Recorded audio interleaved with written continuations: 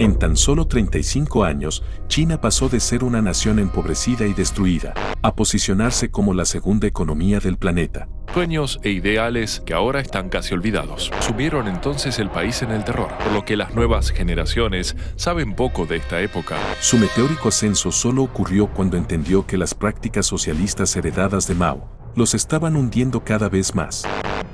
El mandato de Mao mantuvo la economía muy pobre, estancada, controlada centralmente, enormemente ineficaz y relativamente aislada de la economía mundial. Inicia la revolución cultural, purga de las influencias capitalistas y del pensamiento burgués. Dan inicio a interrogaciones, humillación y golpizas a los maestros, intelectuales y a los enemigos del Estado. Todo eso ocurría mientras Occidente florecía bajo las mieles del capitalismo. China es una de las economías de más rápido crecimiento de la historia contemporánea. Ahora es, virtualmente, la fábrica del mundo y muy pronto superará a Estados Unidos, destronando al rey de la economía moderna. Deng Xiaoping, el líder que a finales de los años 70 impulsó el inicio del éxito económico de China. En este video, veremos cómo los chinos lograron cambiar el panorama rural y las políticas que los mantenía en el pasado, no solo alcanzando a Occidente, sino con un inminente ascenso como el líder indiscutible de la economía mundial.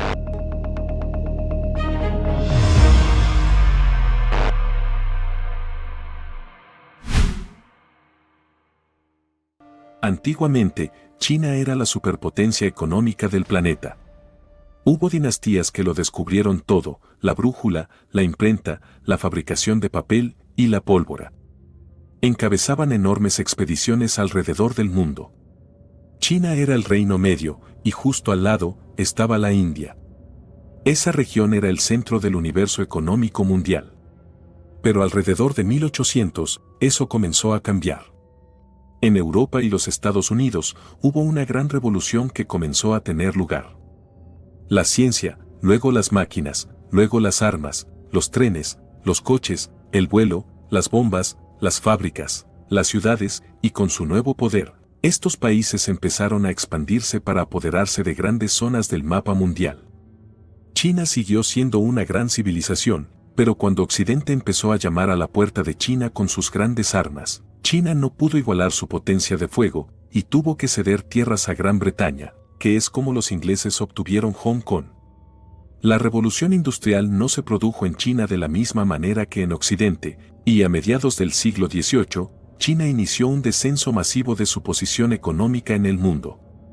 Un siglo más tarde, la situación empeoró cuando China fue invadida por su vecino, Japón. La economía china ya no era la del próspero Reino Medio, sino más bien una sombra de sí misma, un país pobre que estaba siendo ocupado por extranjeros. Una vez finalizada la Segunda Guerra Mundial, Occidente ideó un nuevo sistema económico y financiero mundial. Seguía el modelo del sistema económico que también funcionaba en Occidente, el capitalismo y la libre empresa, aún con cierta supervisión gubernamental y elevados impuestos para los ricos y las empresas, pero seguía siendo capitalismo, y después de la guerra, este capitalismo se convertiría en un milagro para muchos países, reconstruyendo Alemania, Francia y Japón. Para muchos occidentales, el capitalismo posterior a la Segunda Guerra Mundial era como un elixir mágico que lo arreglaba todo. Funcionaba tan bien que cada vez más gente empezó a creer que había que sacar al gobierno del capitalismo y dejar que el mercado hiciera lo suyo. Uno de los principales defensores de esta idea del capitalismo sin restricciones era un economista de Chicago llamado Milton Friedman. ¿Sigues aquí? ¿Nos haces un favorcito? Ayúdanos a correr este video hasta el final para apoyar este canal. ¿Nos ayudas? La idea central de este sistema financiero y económico era que las empresas recibieran inversiones de personas que poseían acciones en esa empresa, lo que llamamos una corporación, y que el único propósito de esta corporación era hacer dinero para estos propietarios o estos accionistas. En las propias palabras de Milton Friedman, la responsabilidad social de una empresa es aumentar las ganancias. Esa es la regla de un negocio. Aumentar las ganancias a corto plazo para los accionistas, según este modelo, beneficiaría a toda la sociedad. Y si nos fijamos en los datos en los Estados Unidos y Occidente, Milton Friedman tenía algo de razón. Y el sistema condujo a una enorme prosperidad en Occidente, ya que la economía de los Estados Unidos explotó. Pero volviendo al tema principal, hablemos de China. Mientras que los Estados Unidos y las economías occidentales prosperaban, debido a este capitalismo corporativo del libre mercado que se estaba apoderando del mundo, China descendía más y más hacia la decadencia. En lugar de unirse a la fiesta del capitalismo que Occidente estaba extendiendo por todo el mundo, China se negó, convirtiéndose en un sistema comunista de partido único, encabezado por Mao Zedong, que destruyó cualquier posibilidad de que la economía de China se uniera a la prosperidad que estaba sucediendo en todo el mundo. En la década de 1970, China era un lugar de pobreza generalizada. El reino una vez próspero había tocado fondo, pero todo estaba a punto de cambiar. En la década de 1970, luego de la muerte de Mao, el nuevo líder de China era Deng Xiaoping. Llegó al poder con la esperanza de dar la vuelta a estos 150 años de humillación de China, a su retroceso como superpotencia. En otras partes de la región, los vecinos de China tenían economías que se unieron a la fiesta económica mundial que estaba ocurriendo en el capitalismo, y estaban prosperando. Vieron inmensos milagros económicos y sacaron a millones de la pobreza. Deng visitó Singapur al principio de su mandato, donde los chinos étnicos habían adoptado el libre mercado y prosperaban. Se sintió inspirado. La doctrina económica maoísta que había fracasado había terminado, y era hora de ver si China podía reconstruir su economía, experimentando con alguna versión del capitalismo. Pero tenía que hacerlo con cuidado, para no perturbar el régimen unipartidista que China había creado, así que decidió centrarse en un pequeño pueblo. Una aldea tranquila del sur de China, de apenas 30.000 habitantes, justo al otro lado de la frontera de Hong Kong, controlada por los británicos, que en aquel momento prosperaba gracias a su economía capitalista. Deng Xiaoping designó esta pequeña ciudad como una zona económica especial, donde las empresas extranjeras podían establecerse e invertir en un mercado libre muy capitalista. Hong Kong actuaría como una especie de puente entre las empresas occidentales y esta pequeña puerta de entrada a la China comunista. Seguía siendo socialismo, pero con algunas características capitalistas chinas. Lo que sucede después es posiblemente el milagro económico más alucinante que jamás haya tenido lugar en el planeta Tierra. Esta pequeña aldea tranquila, que era una zona económica especial en China, pasó de ser un pueblecito pesquero con poco más de unos miles de habitantes y algunos arrozales, a una enorme ciudad de más de 10 millones de habitantes. Los ingresos medios pasaron de $1 al día a más de $30.000 al año. Esto empieza a suceder en toda China y mientras tanto, Milton Friedman estaba en los Estados Unidos, diciendo que tenía razón. Pronto, hubo un montón de ciudades designadas en China para la actividad económica especial, o básicamente, el capitalismo en un país socialista, y más empresas extranjeras acudieron a China por su mano de obra barata. Se convirtió en la fábrica del mundo. China se unió a esta tendencia de otras economías asiáticas y con el tiempo, la superó para convertirse en la segunda mayor economía del planeta. Este año, el continente asiático superará al resto del mundo y representará más del 50% del Producto Interno Bruto mundial. Es una transformación económica masiva y explica el por qué China se ha vuelto tan poderosa. Pero además de que esta es una historia maravillosa sobre el capitalismo y su capacidad para sacar a millones de personas de la pobreza y para industrializar un país aparentemente de la noche a la mañana, hay otra cara de esta moneda de la que tenemos que hablar. Si agrupamos a todas las personas del mundo clasificadas según su ingreso, de menor a mayor, obtenemos unas estadísticas interesantes. Es un listado que muestra desde quien obtiene el nivel más bajo de ganancias hasta los más ricos, los que tienen sus ganancias situadas en más del 90%. Eso nos permite ver cuánto crecimiento e ingresos han tenido estas personas en los últimos 35 años, básicamente durante el apogeo del capitalismo de accionistas y el ascenso de China. Los ingresos del 10% más pobre crecieron en torno al 75%, lo que no está nada mal. Se trata de personas que viven en los países más pobres y obtienen los ingresos más bajos del mundo.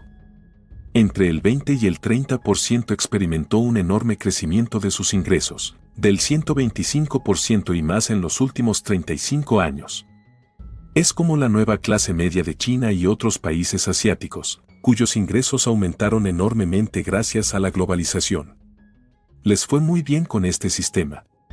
Pero entonces se empieza a llegar a las personas en el 50, 60, 70 y 80%. Esto es básicamente la gente que vive en la clase media. Sus ingresos han crecido mucho más despacio, a veces por debajo del 50% en el transcurso de 35 años, lo que significa poco más del 1% al año, no mucho crecimiento de los ingresos. Y algunas de estas personas en Occidente han visto cómo se reducían sus ingresos, como los obreros de Detroit en Estados Unidos y el cinturón del óxido en China, cuyos empleos desaparecieron. Las personas de China que se beneficiaron de esta industrialización masiva obtuvieron enormes beneficios, y las personas de Estados Unidos y Occidente que vieron cómo sus puestos de trabajo se marchaban a China, experimentaron un crecimiento mucho más lento de sus ingresos. Pero ¿qué ocurre cuando analizamos a las personas que se encuentran en el 99% de ganancias? Estas personas son básicamente el 1% más rico del mundo, que tienen los ingresos más altos. Las estadísticas muestran que, bajo este sistema, sus ingresos se han triplicado en los últimos 35 años. Así que esto nos da una visión de quiénes son los ganadores y los perdedores de este capitalismo de accionistas que se ha globalizado en Asia y en todo el mundo. El 1%, los que más ganan, son los que más se benefician de este sistema. Ellos son los que se benefician de manera desproporcionada del capitalismo de accionistas y del crecimiento de la globalización. Es una forma muy útil de ver uno de los resultados de esta versión del capitalismo y el crecimiento de China. Ahora, analicemos la cantidad de emisiones de dióxido de carbono por país. En la lista están Europa y Estados Unidos, y luego China, que es el mayor emisor de dióxido de carbono del mundo. De estas estadísticas se puede concluir que el capitalismo de acciones se centra tanto en los beneficios a corto plazo para los accionistas, que deja de lado cualquier consideración sobre cómo esta actividad económica afecta al planeta en el que vivimos, y a nuestra capacidad para vivir en él. Sé que has escuchado este mensaje muchas veces, y es frustrante, porque básicamente sabemos que tenemos esta crisis inminente, que no sabemos realmente cómo es, y parece que no hay nada que podamos hacer, pero tenemos que hacerlo todo muy rápido. Pero es un hecho cierto que nuestro clima global está cambiando de tal manera, que es muy probable que conduzca a inmensos cambios en nuestra Tierra y nuestra capacidad de vivir en ella. Ya está ocurriendo, seguirá ocurriendo, y todo lo que podemos hacer ahora es quizás frenar un poco. La historia del ascenso de China es a menudo una historia de cómo el capitalismo ha sacado a decenas y cientos de millones de la pobreza, y lo ha hecho, y eso es increíble, pero también es importante recordar lo que también ha hecho, lo que esta versión del capitalismo también produce e incentiva. Si vamos a considerar los efectos de esta versión del capitalismo, tenemos que ver todos sus efectos, no solo algunos de ellos.